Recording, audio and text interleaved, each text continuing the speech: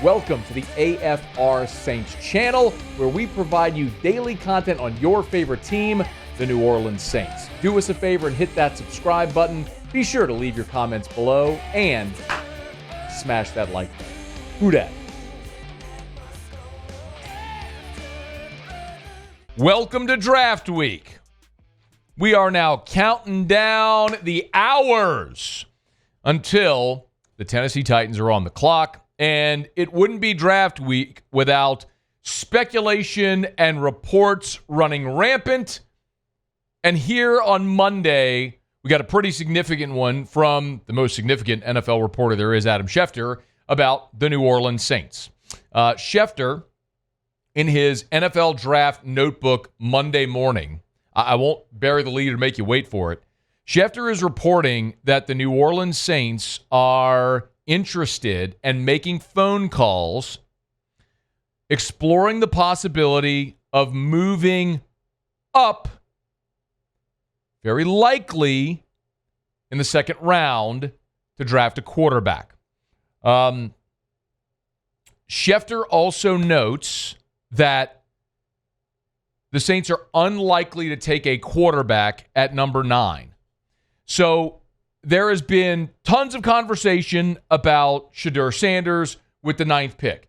As a matter of fact, as we sit here today on Monday afternoon, if you look at the betting odds for the position the New Orleans Saints are going to draft on Thursday in round 1, the position for their first pick is quarterback at plus 140 odds. So they are more likely to draft a quarterback, according to odds makers, than any other position. It's not to say it's a lock that's what's going to happen. But as of now, what Schefter is reporting is that the New Orleans Saints are, I'll read this directly from Schefter's report.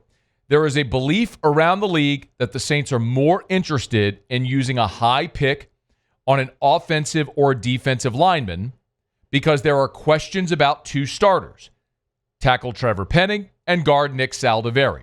He goes on to say the belief is they want to draft a quarterback, just maybe not at number 9 and maybe not Shedeur Sanders. As another personnel executive said, quote, I don't think New Orleans is taking Shedeur.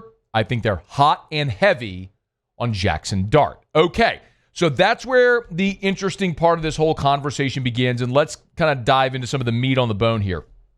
Number 1, we know that the Saints have 9 selections in this year's draft. I don't know. Some time ago, Musso and I were having this conversation. When was this, Muse? March 27th. March 20th, just about a month ago, Muse and I were having the conversations about the Saints having 9 picks in this draft. Here's how it sounded. First of all, the Saints have 9 picks. Go ahead. You're laughing. Go ahead. Say it. You can say it. They ain't making all 9 picks. They ain't making 9 picks. No way.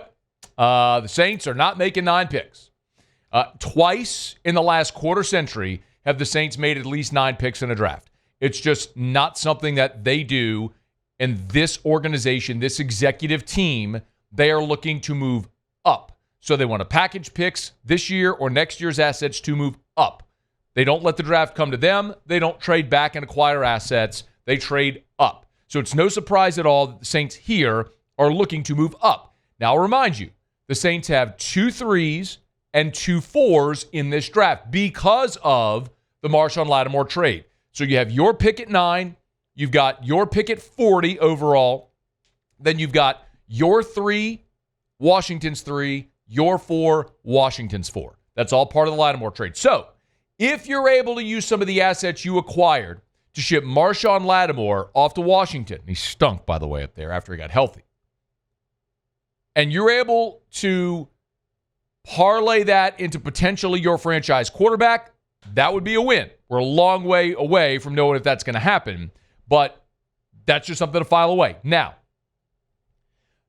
the Jaxson Dart of it all. Again, the consensus seems to be that the Saints would take a quarterback at 9, and that means that would be Shedeur Sanders. Cam Ward goes 1, Shedeur goes 9. We all get it, right? That's sort of the consensus belief.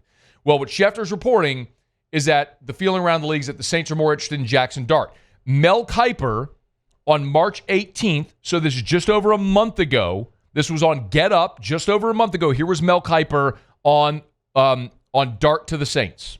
Nobody's talking me out of this one, Greeny. Jaxson Dart locked into the Saints at 9 for me right now. I think when you look at Jaxson Dart, the improvement, completion percentage up every year. Okay? Interceptions down, and he maintained that at 5.6. Touchdowns up every year. Jaxson Dart with his legs, 1,500 rushing yards the last 3 years. Okay? 8 rushing touchdowns 2 years ago. That's the underrated part of Jaxson Dart's game. This is an NFC now, adding Jaden and Caleb, Michael Penix Jr., the division with Penix Jr., and 2 number ones overall, Baker and Bryce Young. And now you get Jaxson Dart. You got to keep up with the division, Greeny. The Saints, you get new coach, new quarterback coming in together. So that was a month ago when Kuiper mocked Jaxson Dart to the Saints at 9. Now, I think that's absurd. And I've told you that before. I don't think you go, like, we watched Jaxson Dart as a starting player in college football for 4 years at Southern Cal, then Ole Miss. And nobody, when his career ended, had him as a top 10 pick. Nobody. You cannot convince me that you're going to go from not even being in the first round, let alone the top 10, to going to the Pajama Olympics at the Combine or your pro day, and all of a sudden now you're a top 10 pick. I don't buy it. I got 4 years worth of sample size evidence to suggest that nobody thought he was a top 10 pick. Okay. Now, that doesn't mean I don't want to draft him. It just means I don't want to take the risk of a top 10 pick when I have so many needs on reaching for a player that you don't really believe is one of the 10 best players in this draft. So, I'm good with Dart. I'm not good with Dart at 9, to be very clear. It's also worth reminding you at this point, the New Orleans Saints draft history at quarterback. We all know, 1971, Archie Manning, number 2 overall. That is the only time the New Orleans Saints in their history have selected a quarterback in round 1. They have never, not once ever, selected a quarterback in round 2. After Archie Manning in round 1 in 1971, the next highest drafted quarterback in New Orleans Saints history was Garrett Grayson in round 3.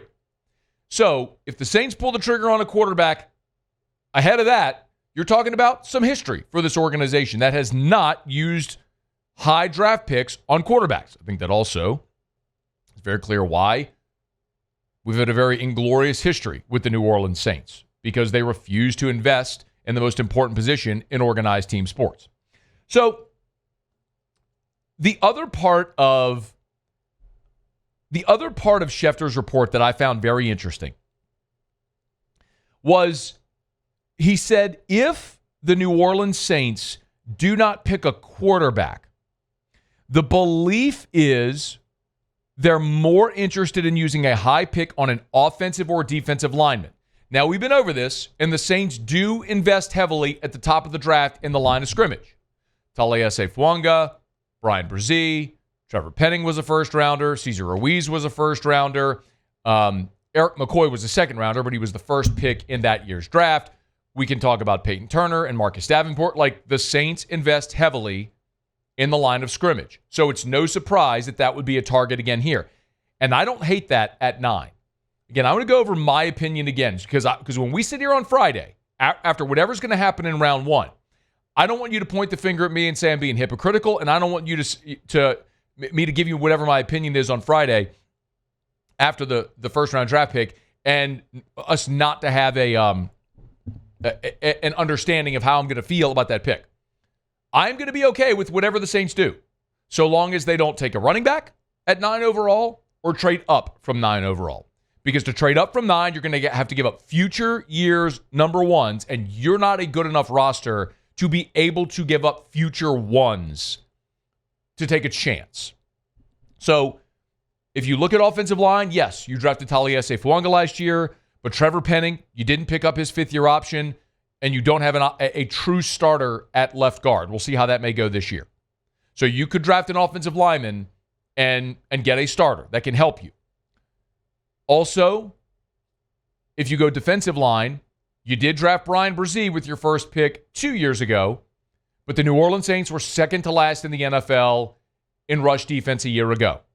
If you can go get a big run stuffer in the middle of the defense, I'd be okay with that. And I'll remind you, when the New Orleans Saints defense was great under Dennis Allen, they had that long streak from November of 2017 to December of 2020. 55 consecutive games without allowing a 100-yard rusher. When the Saints defense was great under Dennis Allen, they were great at stopping the run. They were atrocious last year at stopping the run. Get a run stopper, I'd be good with that. So I don't know what it's gonna mean. I don't know what the Saints are going to do at 9. We'll all sit and wait and watch and find out together. But I'm going to be okay with whatever they do so long as it's not a running back or moving up from 9 even higher, because you can't give up future year's assets. Any other position you want to take. If you want to pull the trigger on Shadur Sanders at 9, I'm going to be good with that. But if you can get me a starting caliber player at 9, plug and play immediate guy, and then you can package picks from the Lattimore trade, maybe to move up and get Jaxson Dart, and you feel like you get your franchise quarterback as well, I think that might be the best case scenario for New Orleans if they can pull it off. Of course, we'll be talking about it all week here on AFR. Hey, thanks so much for watching. Please leave your comments. I love to interact, and be sure to hit the red subscribe button below.